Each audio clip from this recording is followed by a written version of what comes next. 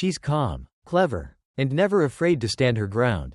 Tonight, Jasmine Crockett faces a challenge that tests her wit and strength like never before. Watch how she outsmarts a bold opponent, turning every trick against him and proving once again why she's one of the sharpest minds in the room. The hall was buzzing long before anyone stepped onto the stage. People filled every seat, leaning forward as if the night itself held a secret.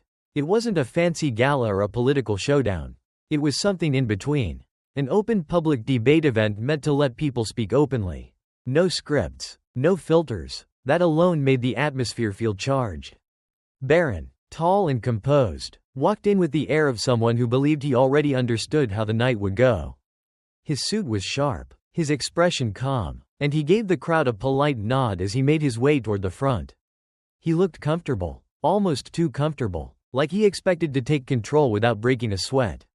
Across the room, Jasmine Crockett entered quietly, almost unnoticed at first. She didn't push through the crowd or draw attention to herself. She just moved with steady confidence, taking her seat as if the weight of the room didn't faze her. But the people who recognized her knew one thing: Jasmine was not someone you could rattle easily. For several minutes, the event unfolded smoothly. People asked questions, offered thoughts, and the host welcomed each voice. But beneath the ordinary rhythm, there was a tension building, an undercurrent only a few could sense.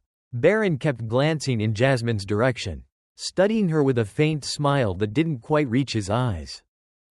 The pivotal moment arrived when the host opened the floor for perspectives on identity, respect, and public responsibility. Barron moved first, rising smoothly, as if this specific invitation was the one he'd been waiting for. He took the center of the stage with a confidence that immediately captured the audience's attention. His imposing height and deliberate movements naturally drew every eye. He began by speaking about the necessity of transparency in public behavior and the manner in which figures should present themselves. Initially, his rhetoric was neutral, politically sound, and nothing out of the ordinary. People nodded, listening with polite attentiveness. Then, his tone shifted, almost imperceptibly. It wasn't an increase in volume or a dramatic flourish. It was quiet enough that only those deeply focused caught the subtle alteration in his delivery. He turned toward Jasmine, an indirect pivot that nonetheless made it clear to everyone that his subsequent words were aimed precisely at her. He spoke smoothly about the ongoing public discourse concerning people's origins, observing that it was intriguing how some individuals claimed a certain heritage when their very appearance suggested connections they seemed hesitant to acknowledge. The room seemed to pause, the air growing thick. It was not a direct accusation, but it was highly, undeniably pointed. Barron did not stop there. He maintained his composed demeanor, adding that he had always held the conviction that public figures should be unreservedly honest about their roots. He concluded this particular thread with a seemingly innocent, slight smile, noting that occasionally, the reality that others attempted to conceal was nonetheless patently visible. People throughout the hall shifted uneasily. Some glanced immediately at Jasmine. Others directed stares of discomfort and sudden understanding toward Barron. The implication was clear to all. It was a veiled attack concerning her racial and ethnic background. A calculated, indirect comment framed as a simple, casual observation, delivered lightly enough to be conveniently dismissed if challenged, yet sharp enough to wound. Jasmine's lack of reaction was absolute. She showed no flinch, no raised eyebrow, no sign of agitation. She simply maintained her position, watching him with unwavering stillness. Her complete composure in that moment made the tension even more palpable. Barron had clearly anticipated at least a minor display of surprise, annoyance, or something that indicated he had successfully landed the blow. But her expression remained perfectly calm, as if his carefully chosen words had failed entirely to reach her. This deep stillness, this profound absence of reaction, struck the room more forcefully than any angry verbal retaliation ever could. The audience felt the tension intensify. Whispers surfaced among neighbors. Some stared at Barron with evident disbelief, while others shifted uncomfortably, unsure how to interpret the veiled hostility they had just witnessed. The host looked nervously between the two participants, acutely sensing the political spark that had been deliberately ignited. Barron, however, appeared satisfied with the effect of his gambit. He executed a slow, almost lazy shrug, portraying the image of a man who had merely offered a routine comment. Yet, his eyes darted toward Jasmine again, waiting, expecting her to finally show some sign of breaking any subtle crack in her fortress of composure. But Jasmine continued to sit rigidly still, her hands neatly folded, her gaze steady and calm. Her silence felt louder than the amplified sound system in the room. After a prolonged moment, Barron slowly stepped back, relinquishing the stage to the next speaker, though he kept his attention fixed on Jasmine, anticipating a response. Still, she remained utterly silent. Her quietude was not the quiet of fear, nor was it the silence of defeat. It was something else entirely.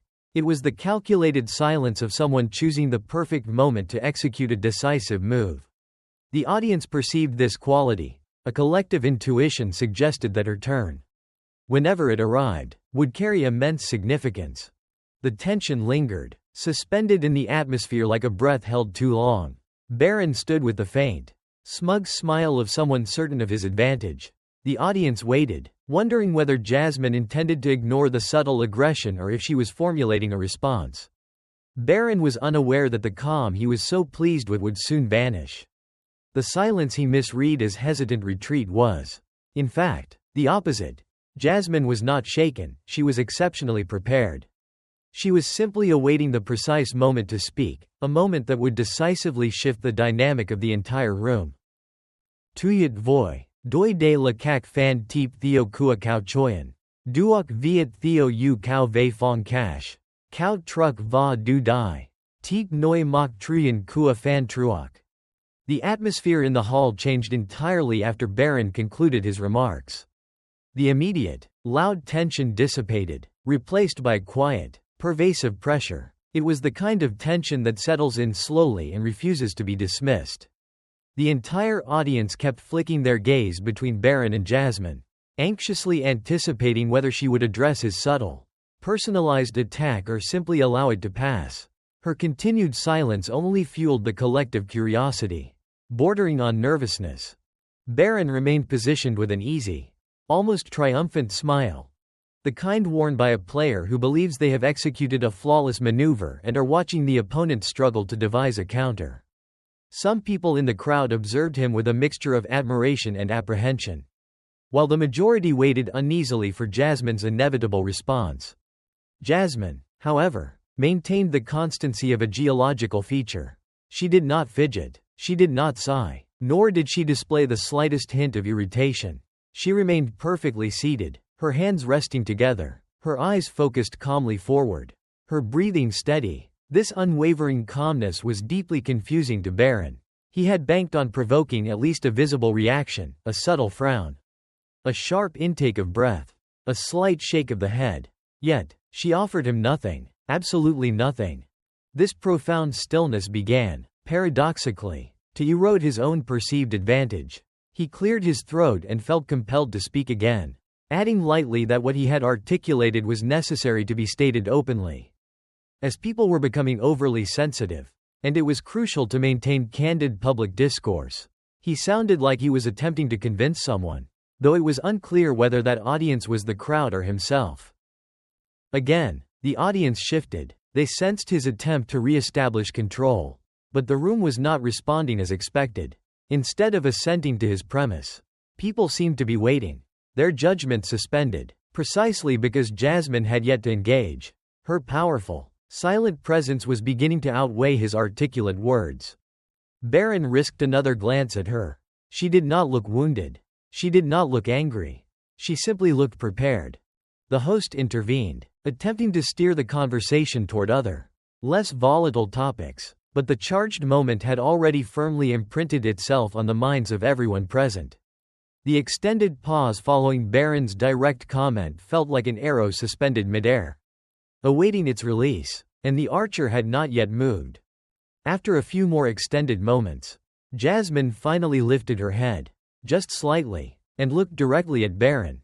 The room instantaneously hushed, a shared, held breath consuming the space. Barron visibly stiffened, attempting to mask his reaction by smoothly adjusting his jacket and offering her a polite, though strained, nod. Jasmine did not return the gesture.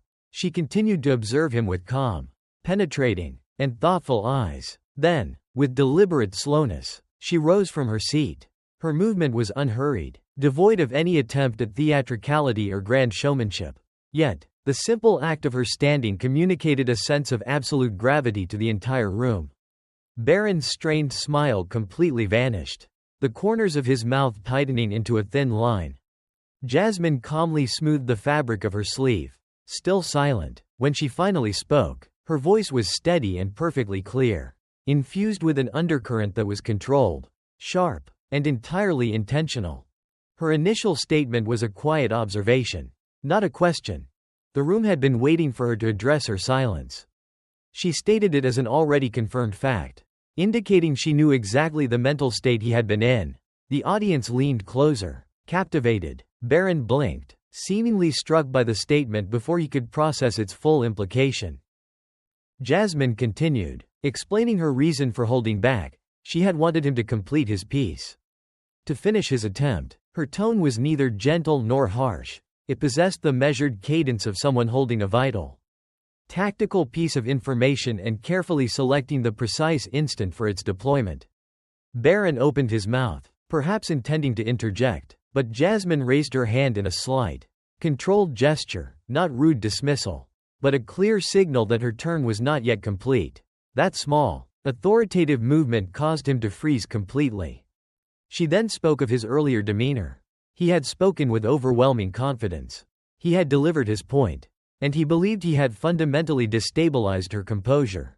Her words were delivered with meticulous pacing, each one carefully placed. Barron swallowed, visibly unsure of where her narrative was headed. But I did not remain quiet because I was disturbed, she countered. I remained quiet because before I respond to your point, I wish to share a piece of information that is now relevant. A quiet reaction rippled through the crowd, a soft collective gasp here, a low murmur there. Jasmine completely ignored the sound. She reached into the professional bag at her feet and produced a standard folder, its contents crisp and secured. The room's attention instantly tightened. Every person pulled by the same invisible, magnetic force toward the unassuming folder. Barron's expression underwent a rapid sequence of changes. His eyes narrowed slightly, then widened with sudden unease. He stared at the folder as if it contained a palpable risk. Jasmine held it calmly, as if aware of its immense, unrevealed weight. She clarified that this was not an item she had planned to present today. She had only brought it as a preventative measure, in the event that someone pushed the boundary into highly personal territory.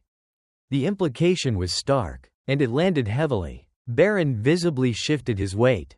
His confidence, which had been so fluid and assured, now seemed rigidly forced. His fingers betrayed a twitch, a flicker of nerves he desperately tried to conceal. Jasmine looked him directly in the eye, devoid of anger or pride, but filled with the calm certainty of someone executing a well-planned maneuver. He wanted to discuss identity, she stated. Then they would discuss identity fully and completely. The energy in the hall grew dense. Every gaze was locked onto the two figures. Barron swallowed again, the painful realization dawning that Jasmine's silence had never been a sign of weakness. It was a calculated warning, a quiet indicator that the moment she chose to speak, the entire environment would change. And that moment had just arrived. The hall was held in a state of suspended animation as Jasmine held the sealed folder. It was outwardly unremarkable, a thin stack of documents in a plain cover. But the reaction of the crowd lent it a weight far exceeding mere paper. Even those in the furthest seats were perfectly motionless, their eyes fixed on the folder as though it possessed the power to fundamentally alter the reality around them.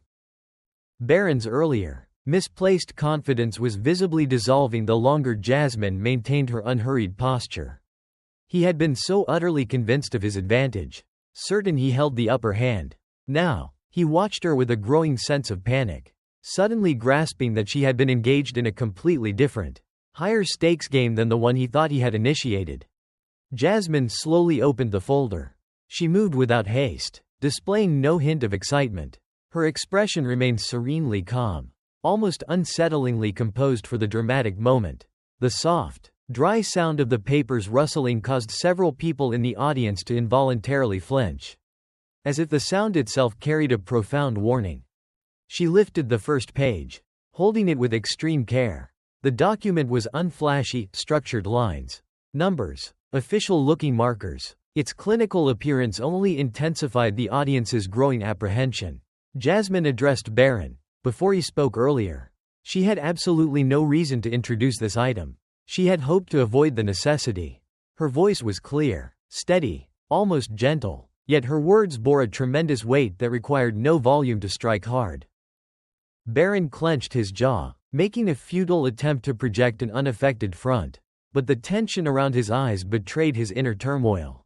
Jasmine continued her measured speech. She was aware that if anyone attempted to cast aspersions on her background, her ancestry, or her appearance, she needed to be fully prepared.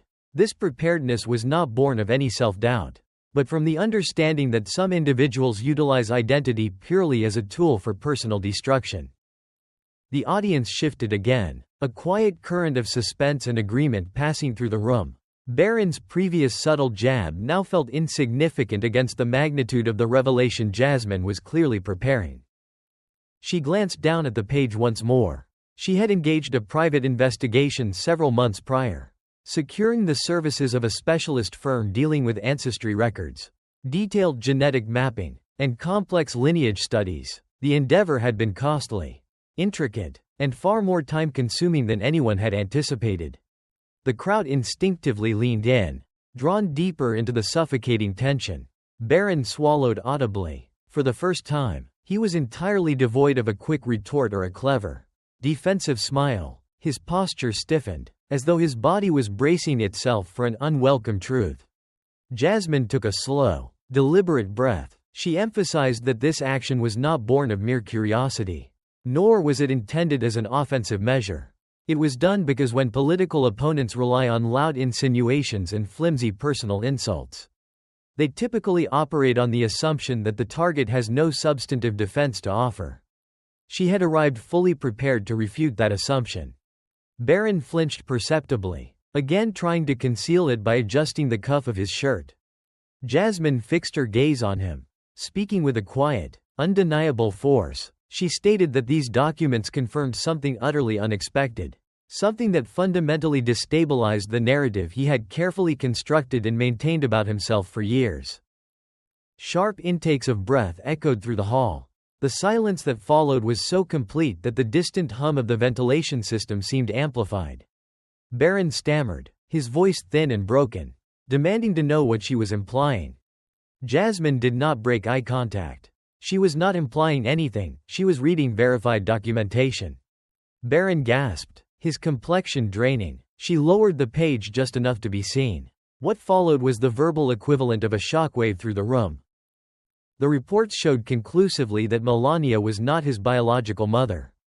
Gasps erupted, scattering across the hall. A woman in the front row pressed a hand to her chest. A man leaned forward in the aisle seat, straining to confirm he had heard the unbelievable words correctly. Even the host, whose professionalism had been rigid until this moment, could not mask the expression of total astonishment that washed over his face. Barron's mouth fell open, no sound escaping. His eyes widened in absolute disbelief, darting frantically between Jasmine and the page she held. Jasmine did not show a hint of triumph. She spoke with cool, devastating certainty. She would not recite the entirety of the documents, but she affirmed that the report was thoroughly verified. The tests had been conducted through a strictly confidential, specialized database focusing on deep ancestral identification, involving multiple cross-checks and confirmation from certified experts. Barron took a staggering, shaky step backward. His hands began to tremble uncontrollably. Jasmine continued, maintaining her calm force. She had not set out to find this information. But when an individual relies on loud, unsubstantiated claims and thin insults to define someone else, the inconvenient truth they have worked so hard to conceal can unexpectedly rise to the surface. Barron finally found his voice. But it was thin, almost a wounded sound. He immediately dismissed it as fake, as impossible, as wrong. His words dissolved into incoherence almost instantly. Lacking any conviction, he sounded utterly lost. Jasmine placed the papers gently back into the folder. She acknowledged that he did not have to accept the contents of the report immediately. However, she firmly instructed that before he attempted to question her identity again, he needed to recognize that his own personal narrative was demonstrably not as straightforward as he publicly pretended. The audience settled into a heavy, absolute silence. No one dared to move. Jasmine closed the folder and held it composedly at her side. In that instant, the shock in the room transformed into a deeper understanding. This was not merely a debate counter-argument. It was a decisive, irreversible turning point. The quiet that blanketed the hall was immense. A crushing silence that physically weighed on every person present. Barron remained utterly frozen, his gaze locked on the folder in Jasmine's hand, on the document she had exposed, and on the audience whose collective attention now pressed down on him. He had entered the event filled with a self-assured belief in his control. Convinced his subtle attack on Jasmine's background would successfully destabilize her. Now, every shred of that confidence was crumbling under the weight of the profound, personal truth she had just revealed. He tried to speak again, but his intended words were strangled, incoherent. He attempted a fragmented protest. That can't be true." His voice was low, shaky, the sound of someone whose foundation had dissolved. His hands instinctively gripped the nearest edge of the table for desperate support. The calm demeanor he had always projected, the image of the unshakable political figure, had visibly dissolved into an uncontrollable tremor. Jasmine offered no immediate verbal response. She did not need to. The moment itself was doing the work for her. Barron's visible distress, the stammering, the deep hesitation, the collapse of his poise, betrayed his loss of control. He had attempted to establish dominance with a few carefully chosen, subtle words and a destabilizing hint. Now, the dynamic had violently reversed. He was the one exposed, caught off guard, and completely vulnerable. Finally, Jasmine spoke again, her voice low but piercingly precise. "Before you attempt to attack the identity of another," she stated, "you must first fully understand your own." The phrase struck Barron like a physical blow. It was not merely a sharp rebuttal, it was a devastating mirror. He realized, with a rising sense of panic, that the precise weapon he had intended to use against her, the veiled implication concerning heritage and identity, had backfired with catastrophic force, landing directly and fatally upon his own established narrative. He desperately tried to gather his composure, to articulate a coherent rebuttal, but his sentences tangled uselessly. I didn't mean, it's not you." His words were becoming increasingly fractured, incoherent. The audience watched with intense, unblinking fascination as the figure of Barron, who had walked in with the arrogance of a young challenger, physically seemed to shrink before them. Jasmine took a slow, deliberate step closer, her voice firm and absolute. She delivered the final, defining blow. "Find your real mother before you try to challenge mine." The effect was instantaneous and absolute. A wave of stunned murmurs swept through the audience, followed by a profound, charged silence. Her statement transcended a simple, clever retort. It underscored the devastating irony of the entire confrontation in a way that was impossible to overlook. Barron had sought to subtly undermine her with a personalized attack. Jasmine had countered with a revelation so deeply personal, so objectively verifiable, that it rendered his initial aggression meaningless. She had not only defended herself with overwhelming force, but she had utterly dismantled the platform from which he had attempted to launch his attack. Barron's face was chalk white. His signature smirk was entirely gone, replaced by an expression of pure disbelief and dawning panic. He opened his mouth and immediately closed it again, the courage to speak having completely abandoned him. He had entered a political debate believing he could outmaneuver someone with rhetoric. But the words he relied on were now utterly useless. He realized that true intelligence, confidence, and preparedness were not about crafting clever insults, they were about understanding the profound consequences of one's words, about respecting the complex reality of people's lives, and about being forced to face inconvenient truths. The audience, sensing the complete shift in power, leaned forward, eager to absorb every last detail. The shock was not simply in the revelation, but in Jasmine's handling of it. She did not shout, she did not mock, her strength resided in her absolute calmness. in the meticulous choice of her counter-argument, and in the perfect, devastating timing of its delivery. She had seized total control of the room without raising her voice. Simply through precision and undeniable clarity. Barron, in stark contrast, was visibly unraveling. His movements were erratic, his voice weak, his confidence entirely evaporated. The young man who had attempted to assert dominance through subtle innuendo now appeared fully exposed and vulnerable in a way the public had never witnessed. Each attempted word, each stumble, further cemented the dramatic reversal of power. Jasmine continued, allowing the powerful silence to stretch before adding her final, authoritative summation. Identity is a deeply personal matter. It is not meant to be a weapon, she concluded, and when someone attempts to use it to diminish another person, it invariably reveals far more about the aggressor than the intended target. The words resonated deeply. Barron opened his mouth one last time, but the will to resist had left him completely. He stared down at the floor, at the folder in Jasmine's hands, at the papers he knew he could not logically refute.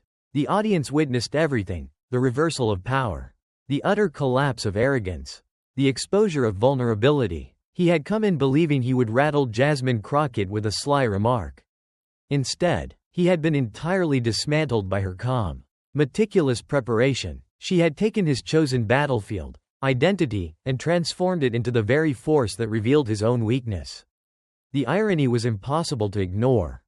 Finally, Barron took a definitive step backward, defeated not by a hostile shout or an aggressive confrontation, but by the quiet, unassailable authority of truth. He grasped, in a flash of clarity laced with panic, that being truly sharp was not about landing a single, minor jab. It was about comprehending the profound weight of words, respecting the reality of others, and having the courage to face one's own concealed truths. Jasmine made no gesture of celebration. She did not need to. She simply folded the papers neatly and held them at her side, her serene composure entirely unchanged. Barron's political downfall in that moment was complete, not because she had been cruel, but because she had been prepared, assured, and absolutely precise. The room collectively exhaled. The atmosphere shifted from tense shock to a shared, deep understanding. Barron had begun the night certain of his mastery. Now, everyone clearly understood that Jasmine had completely controlled the moment, using calm intelligence and perfect timing to execute a full, total reversal. Barron's visible fluster, his palpable discomfort, and the complete shift in authority had transformed a minor personal insult into a profound lesson that resonated far beyond the two individuals. The audience had witnessed not just a confrontation, but a dramatic restructuring of power, a clear illustration of how underestimating an opponent, especially through attacks on their identity, can spectacularly backfire. In that instant, Barron knew he had been outsmarted, absolutely and conclusively. The event concluded not with the usual roar of applause, but with a silence far heavier than any cheer could have been. People lingered in their seats for several moments, allowing the profound weight of the event to settle over them. This was no longer just a public debate. It had become an unforgettable lesson, one that transcended political sparring, personal digs, or who could simply speak the loudest. It was about the gravity of personal truth, the necessity of respect, and the irreversible consequences of fundamentally underestimating another. Barron departed the stage slowly, still visibly pale and deeply shaken. He consciously avoided meeting anyone's eye. The forceful confidence he had brought with him entirely extinguished. He had assumed he would be the one in control, effortlessly challenging Jasmine with a sly, clever remark, but he had fundamentally miscalculated. Every subtle jab he had formulated, every calculated smirk, every carefully weighted word had been turned back against him with devastating effect. The power he had arrogantly assumed he possessed had evaporated instantly, replaced by a clarity about his own situation that he had never anticipated. Jasmine, in stark contrast, exited the stage composed, assured, and perfectly calm. Her response had landed with devastating finality. She had not needed to raise her voice or stoop to personal mockery. In a world where individual identity is too frequently weaponized, the audience was left to contemplate the complex interplay of family, heritage, and truth. Who truly outsmarted the other today? Was it the sharp jab unmasked by a deeper, shattering truth? Or was it the quiet, undeniable strength found in embracing one's own fully researched and confirmed reality? The answer was evident to all who had watched the confrontation unfold.